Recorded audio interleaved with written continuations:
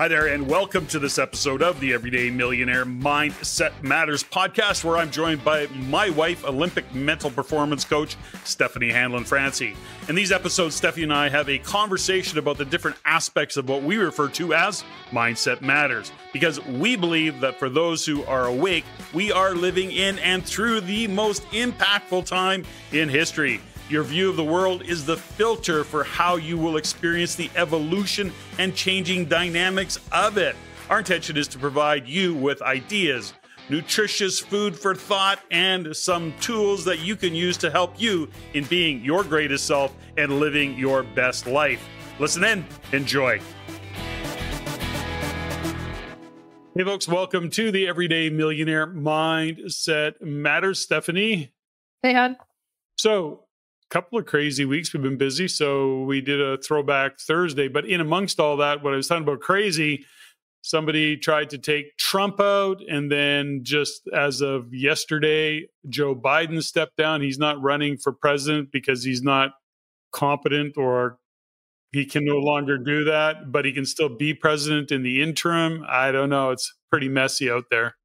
It is. And, it's funny that those kinds of things are coming up as we, fight for clarity and fight for, what we believe to be true in a values-based system and decisions. And then you look outside and go, wow, is this really a clown world? It is. We are in the matrix. There's no doubt about that. So in this particular episode, there was a couple things I want to touch on, which is not the least of which we are, again, launching our Shift program. That'll be upcoming in September. Now, if you're just interested in learning more about it, email me at ceo@reincanada.com, ceo@reincanada.com to find out about the Shift program that'll be happening in September. But if you want some details and want to be first on the list, again, these are small groups. We'll be hosting it here on our property in Abbotsford, British Columbia, the beautiful Fraser Valley of BC. So if you want to know more about that, ceo@reincanada.com. You can be the first to receive the insights and the information to the details of that program. Really, when we talk about Shift 2024, clarity equals velocity continues to be the theme. And more we're seeing and hearing and sensing where there is a fundamental lack of what people are trying to work backwards from. They're dissatisfied with so many things, whether it be their weight, their career, their relationships, significant relationships as in marriage, or team relationship within their working environment. There's just a lot of dissatisfaction. And what I'm seeing and hearing, and we know this to be kind of a fact, is that people are looking outside of themselves for what is the cause of all of the challenges they face.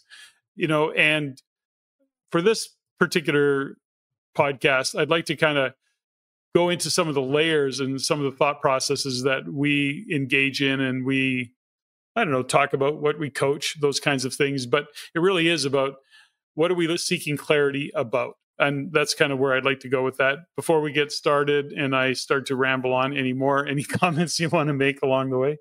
Well, to your point, I think for the clarity standpoint, if you are clear, if you're standing in the light of your own truth, quiet, gentle, graceful in making the decisions that you make to move yourself, your family forward, your businesses, maybe it's a job, maybe it's, like you say, a relationship.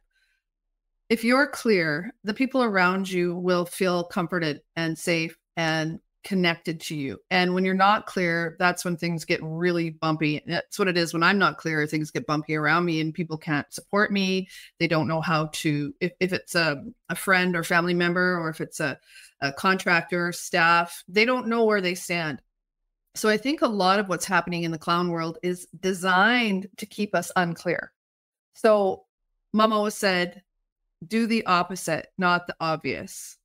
So what I want to do is the opposite of the clown world situation out there, and to really help people slow down, connect to themselves, connect to what's real in their lives. Mm-hmm. Get off mainstream media, get off social media, scrolling, the doom scrolling, because it's so addictive and so attractive to so many people, and it pulls you out of your own life. It takes you away from being present in your own life. So that's all I want to just say about that. And I know that I want to be that safe harbor, you know, in the storm for people if I can, if we're invited to. It's what I love to do. It's what we love to do. And I think it's really important during these times. We thought the last 4 years were disruptive. Nudge your hats, folks. Yeah, hang on to your hats. Could get a little bit crazy, to say the very least. But, you know, I guess if you also have the option to not choose to participate, and making sure that you just keep doing what you're doing. Now, there may be nothing wrong with that, but also being aware of what's going on in the world. I think that is also a little bit about hedging your bet and risk mitigation. So when we look at and have these conversations around, you know, the shift, and one of the programs within Shift, we talked about Think Tank, which we've done a few of those, and have had fun doing the think tanks. And then one of a program that we want to relaunch as we go forward will be called Presence. That realization that we should do and relaunch that program, because it was from several years ago, and it was part of Quantum Speed, and it was part of working with athletes. You and Rick had launched that program some time ago. But anyways, we're going to go back to that. But it's understanding that, you know, as we go through the actions of understanding ourselves, going on the journey, if you will, of self-discovery, that we start to see that a lot of what we're suffering in life is not because of what's happening outside of us. It's because of how we're showing up, what we're choosing not to do, the choices that we're making or not making, you know. And we talk about the how-tos, you know, how do we work through that, understanding what our values are, putting habits into place or creating habits, discipline. We talk about having systems in place, and, you know, being able to, let's say, master communication and be on the journey of personal growth, so that it just becomes part of what you do. It becomes part of your lifestyle, whether it's personal growth or professional growth. And, you know, really looking and working backwards from an outcome. And time and again, we start to see where people are just not clear about what they're working backwards from. In other words, they're not clear on what their purpose is. They don't understand what would be, if they're looking for fulfillment, which many are, what would give them that fulfillment? What are the type of relationships that they want to have? Because maybe they're being impacted by toxic relationships, or relationships that are actually unfulfilling, or relationships that are big energy leaks. And so how do we shift and get into a world where we are understanding what our purpose is, what our mission is? We are fired up about continuous growth, not intimidated by it or tired of it, or I don't want to do the work, which goes back to I want change. I just don't want to have to change. Of course, we know that that's one of the blocks that often gets in the way. So when we start to break these things down, and we go back to the Presence program, you and Rick launched that. Do you want to talk a little bit about what that was about? And then we can start to give some kind of details of some actions for people to put in place right away. Well, when I first started working for the Edmonton Oilers as a skating and conditioning coach, I really wanted to align myself and surround myself with like-minded service providers. So Hanlon Consulting became a consortium of people who I really believed in. We aligned on our values. And Rick Chamney, who actually, bless his soul, is no longer with us, he and I really connected on a soul level and a heart level as to how to take care of athletes. How do we surround them with the best possible people, but with an environment where they could stretch and grow and feel comfortable and confident in challenging themselves? Because what I discovered with high performing athletes, whether it's in sport or in business, is that there's a risk that needs to be taken in order to stretch and grow. It means for a minute, you have to screw up. It means you have to fall down. It means you have to be willing to take the coaching. And so what Rick and I decided to do was he was going to look after the off ice and the therapies, you know, the physical therapies, et cetera. He was a master of athletic training. And I was going to look after the on ice. And then I was just starting to dabble into the mental training. So our skill sets, it's almost like we hit all four of the quadrinity, right? We had head, heart, body, spirit that we were going to surround the athletes with. So he had the athletes sign up for the Presence program, and he would train them off the ice, look after their therapies, teach them about nutrition, the things that they had maybe, you know, scratch the surface on. And then weekly, I would be on the ice with the players. And we had players from almost every NHL hockey team come through that program over the course of the few years that we worked together. And then when he started training and working in the Western Hockey League and then dabbling with the Olympic team and that kind of thing, and I was moving on into the mental performance coaching and leaving Edmonton, going to St. Louis. There was all these transitions that went on. So we basically put the program to the side. He and I still worked with the same clients. We still aligned on everything that we did. We brought people in that we really believed in as far as service providers. We brought in a boxing coach one year. We brought in one of the best nutritionists I've ever worked with. And we're able to create and be curious as to what the athlete needed. And the athlete, most of them were men. I think we had a couple of women, got to co-create their program with us because we weren't telling them what it was they were doing. Same thing happens in our shift programs. We're not telling you what to do. It's not a program. It's an investigation and a curiosity. So that's why we're bringing the presence program in all of its glory. I mean, you're not going to have to learn to skate or anything. Don't worry about that. But the concept of being present and the presence program as a holistic program, head, heart, body, spirit. Oh, and some tactics around, business and how to connect to your business in a way that really nurtures you. So that's what the presence program, that's how it started. And I'm so excited that we're going to be bringing it back. So when we look at, whether it be personal growth, professional growth, achieving an outcome, entrepreneurship, becoming the best entrepreneur you could be, becoming the best leader you can be, there's a lot of desire out there for self-improvement, and in whatever kind of category you want to put it in. If you want to be a better leader, a better business owner, a better team leader within whatever career you might have. But then so many struggle with actually making lasting changes. In other words, we start in, I'll use weight loss as an example. I mean, how many people lose weight and then go on the yo-yo diet because they're not able to sustain it? So many fall into the trap of maybe temporary motivation. They're unable to sustain the long-term habits or put systems in place that support those habits and that really lead to, meaningful growth.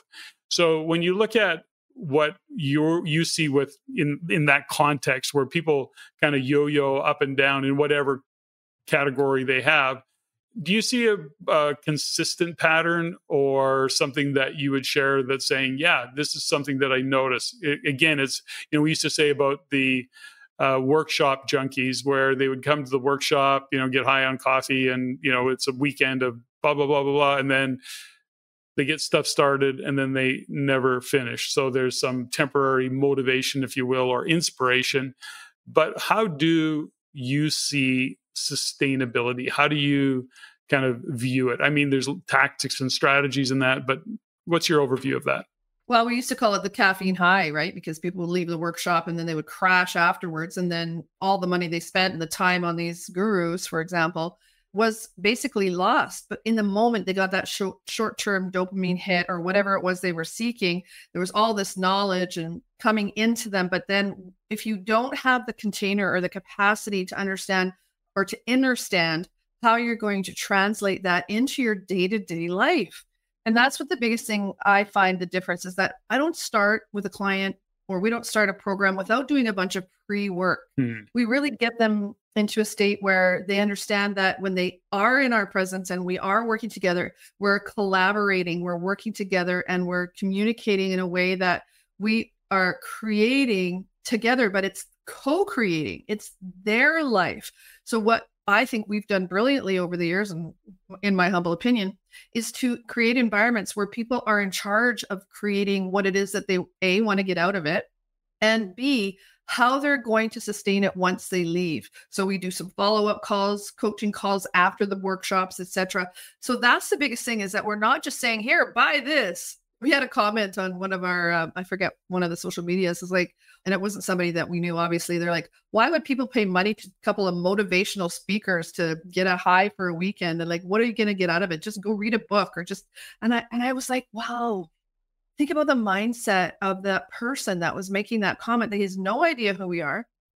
We're not putting thousands of people in a room. We're doing the beginning, a middle, and an end. We have a context for each program. And we want it to be a co-creation between us and the client. And as professionals, I don't want somebody hiring me just because they need a coax or they need to be motivated. I think what we're doing is we're creating a new model or a new kind of a paradigm in what coaching can be like. And I think if we stick to our truth and stick to the plan in that regard, yes, we're going to grow our business, which we love to do, but we're going to do it in a way so that we're modeling that sustainability. So when people are living and leaving us and going into their lives after a weekend or a week or 6 months or whatever they're working with us for, is that they have the link for the tools so that they can implement the tools in their own life. And then that way, I always say to my clients, I'm not responsible for your success, because if you're going to make me responsible for your success, you're also going to make me responsible for your failure. So let's get neutral right away, create the context for our partnership in our collaboration, and then we'll go to work.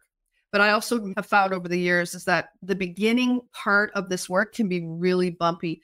And it's not bumpy in a negative way. It's just bumpy as in a filter system. I want to see how people handle, adversity or my time zone dyslexia, or, sometimes I'll drop an F-bomb. And, if I'm not the right person, if we're not the right people, we want to know that before we even take you in or take your money. I'm stuck on what you just said a whole minute or two ago, that it's not just understand, they understand. Like, I'm going, wow, that's pretty genius. I hadn't heard that one before. Where did you come up with that? Like that just now? No, I didn't come up with it. I actually heard it a couple of years ago when I was really caught up in the whole, when I woke up to what was going on politically and economically in the world. Yeah. And I started listening to some people, and some of the people that I follow, I still follow them today, and I'm watching their journey, etc. I'm not, I don't have anybody on a pedestal, but somebody explained the word understand. So let's say you get pulled over by a police officer and he says, ma'am, you were speeding. Da, da, da, da, da. Do you understand? I'm like, well, yeah, I'm not stupid. But understand means stand under. So there's a power play that goes on in that. And if you say, do you understand? It's a control thing. And then I heard her say at the same time, she goes, so in our world, we use the term understand. Do you understand what I'm saying? And that way we're staying on the equal kind of level. Interesting thought process. I'll kind of percolate on that. It is interesting, though, that we go back to some of the fundamentals, right? When we seek change, we say we want change, but we don't change. So until the pain of staying the same gets greater than the pain of change, we will, in fact, stay the same. And we will live with that dull ache or that sharp pain until we can't take it anymore. Then we initiate change.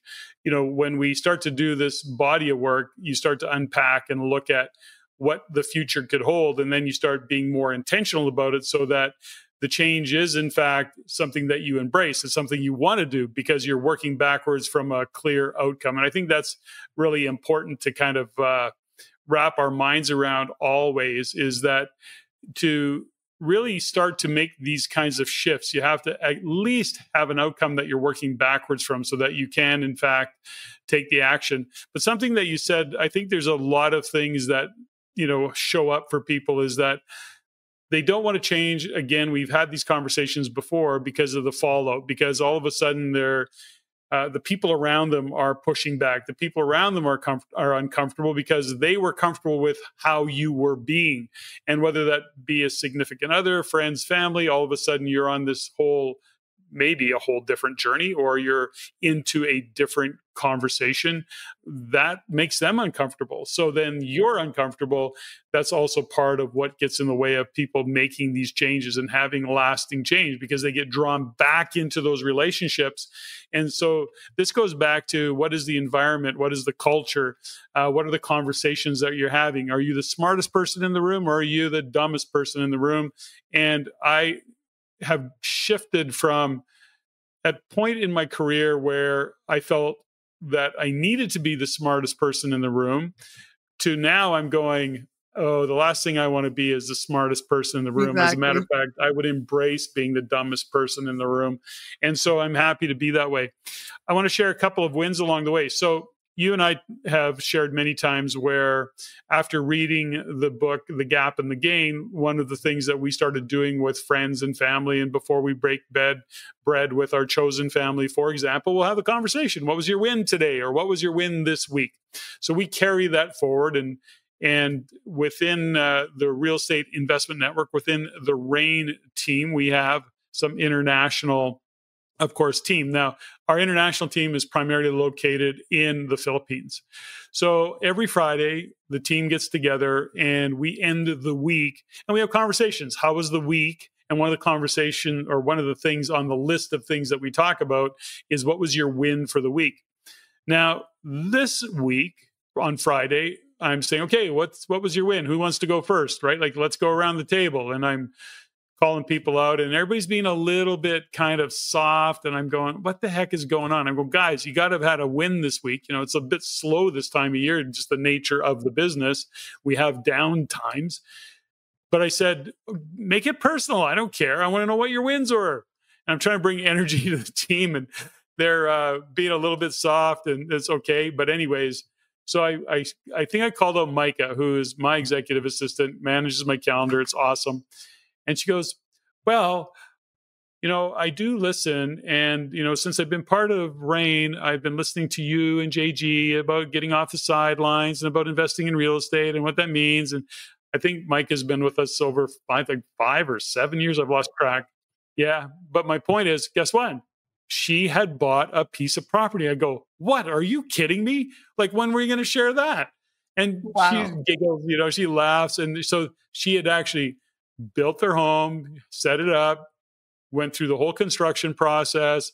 I think she has her parents living with her. I don't remember the exact details. The point is that she took action just based on now this many years later. Now, keep in mind is that this is in the Philippines. And so the world is different, but she took the understanding of the economic data. She took the process, the systems, all the things that she's heard us speak about so many times. Well, I go, well, that's cool. And then the next thing you know, Ruth speaks up. And she goes, she kind of giggles and she goes, well, I've been listening to you and JG. So Ruth is our event coordinator. So she's constantly there talking about what's going, like she's hearing in the background all the time what's going on. And she's listening to JG and I. And of course, what are we saying? We're saying, these are the steps you take. This is how you do it. Get out of your own way.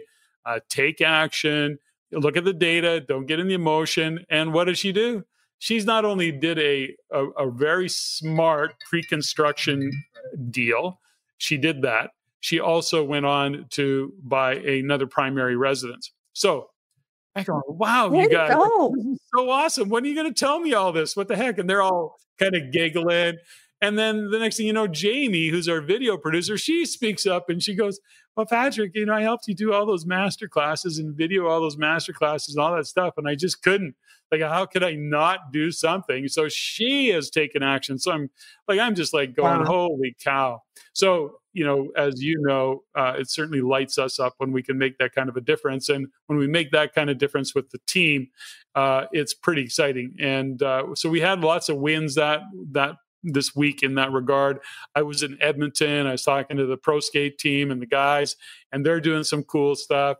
So, you know, for us, what drives us always is that, you know, it's one thing to be and take coach position, to be in this planet as many years as we have, and to have kind of the experience and perhaps the wisdom that we've got and to be able to share it.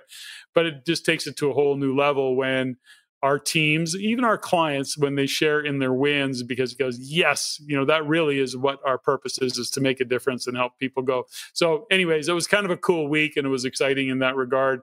And it really was about them borrowing the confidence based on what we share and having the courage to take action. And I was just so really proud of everybody. So it's just great. I love it. It's humbling too, right? When, you know, we got an email from Angie, one of our clients, was a coaching client of mine for years, RAIN member. She did Shift, and just a bunch of pictures of her family. And she requested a deck of cards. Oh, yeah. The Steffisms. Yes. You have no idea that I don't know. I get so fired up because we don't get a lot of feedback, right? And like when we get the negative feedback, it's like, why are you hiring some motivational speakers to tell you what to do? I take that on so heavy, right? And then hearing about the team and the wins that they're having. And, you know, we had a meeting this morning with Jadine, who basically runs our skate tech world. And same thing. It's like, okay, people don't always hire you or buy what you do. You guys, you got to get that they're what they're hiring you or they're coming to the seminars because of who you are. There's tons of coaches out there. That's what we say about content versus context. You can hire anybody. You could go online. There's gurus, everybody, everywhere. You can't walk into a bookstore and not find walls and walls of coaching and self-help. Everybody's a guru. Everybody knows everything. And I think what was really humbling this week and having the grandkids here and Aaron and stuff is that, oh, we got to slow down and be present to not just what we do, but who we are, and who we're being. I think I'm starting to wake up to the value of the authenticity and the commitment that we have to building the environment where people can, have a win like that and then giggle and tell you about their real estate win. I mean, I'm so proud of you. Well, we're excited about a lot of things, not the least of which is the initiative around the self-funding house. And that was really what was exciting about the RAIN team, right? Because within the self-funding house initiative, it really was, some would call it house hacking. And the self-funding house initiative is really about creating a financial future by investing in your own home, regardless of what the headlines say that you can't do it. And so we're building a new self-funding house community to create the environment and the culture for people to be in amongst like-minded individuals who have similar goals. So it's kind of cool to have a few of these initiatives. What was my other win? Down, Cowboy. I don't want you to step over this. I asked you this before we jumped on air. It's like, why do you love doing this? What is it that drives you to come up with these new concepts and to really keep moving forward, pushing that boulder up the hill? But this wasn't my concept. This was a concept by Derek Lobo and Rod Schulhauser. I know. I'm not. You don't need to market. Like, just tell me why you love this stuff. Well, I love it because it's what lights me up. It's part of my mission, part of my purpose. But be your greatest self, live your best life. Why? Because I love to see other people succeed. I love it. That's part of my hardwiring. Sometimes I've had this conversation on a few podcasts that I've been recently invited to be a guest on when we get into these conversations. And as much as, we are the CEO of our lives, we're the CEO, or I'm the CEO of the Real Estate Investment Network and Skate Tech Group of Companies and all the rest of the things that go with it, I don't know that I'm really clear on a couple of things, not the least of which is I don't need to lead the charge. I think I'm way better in the role of second in command. I love getting behind a vision that you have, for example, which I've done many times over the years, where you have a great vision. You are a visionary in many, many ways. And yet I can be the person behind it. I can be I call myself, I like being the Sherpa. There's the guy who's going to lead us and take us up the path of the mountain. I'm the person that's got my hand on your back or on your butt, pushing you up the mountain and giving you what you need to achieve that. I like that role because to me, there's lots of productivity. So when I see somebody that wants to do something, I like getting behind them. I like pushing them up that mountain that they want to climb. I want to give them the tools. That's just, for me, what I love to do. And so I don't know how else to explain it in terms of why. It's because that's part of what my purpose, I believe, is. And it's what lights me up. It's what I can do all day long and what I love to do. So that's kind of how that goes. That's awesome. Thank you. So was that helpful for you? Yeah, totally. But yeah, because sometimes you get stuck on, okay, I get what you're doing and I watch all your reels and your shorts and all that. And I can get what you're saying, but sometimes what's missing for me is that what I know is this giant heart guy. And sometimes I think it gets lost under your excitement and wanting everybody to just do what they can to have their best life. But what I seek when I'm watching somebody that I'm thinking of hiring or whatever is I want to know who they are. I want to know a little bit of their story. I want to know why they're doing it. Simon Sinek didn't come up with the why. I'm pretty sure I did years ago.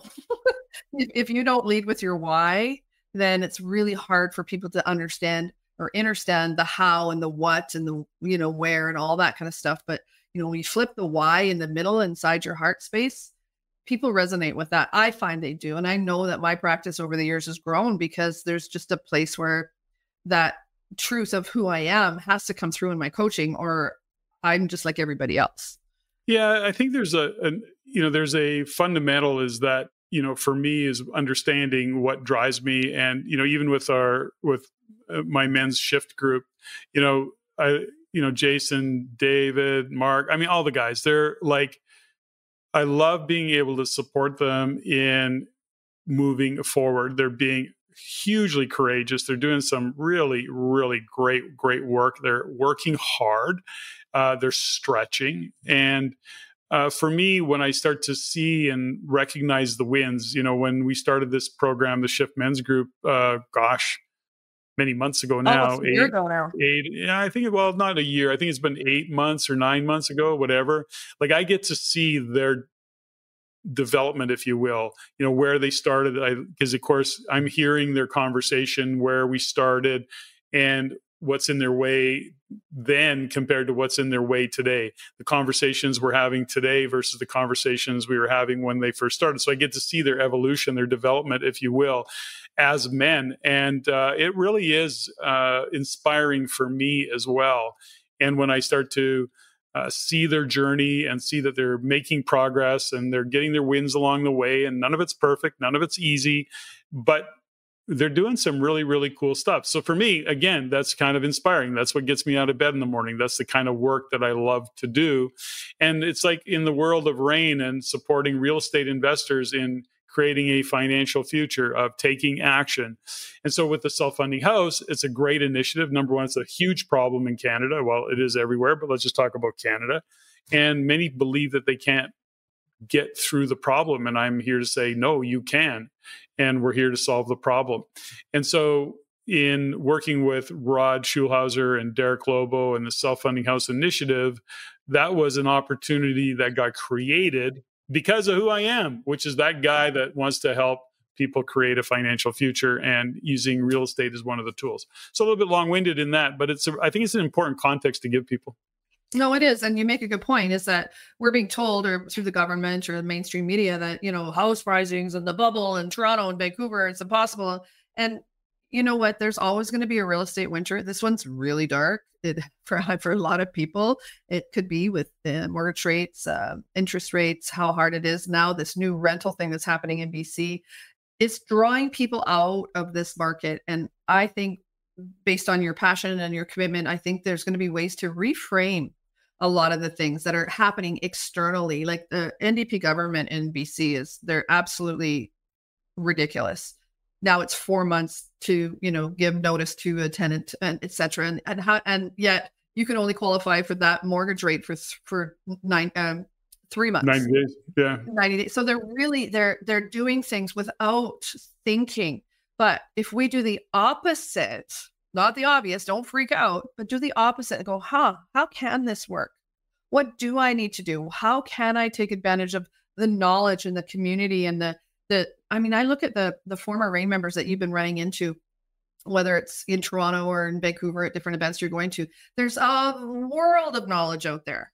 There's a world. And I just think of a place where the people that have come through the RAIN door that are now coaching or teaching or whatever, there's so much knowledge there. And if we just can consolidate that again and bring that energy, even if it's they don't get together or do a workshop or whatever, but yeah, we need to galvanize and create a conversation that, real estate's not dead. It's not over.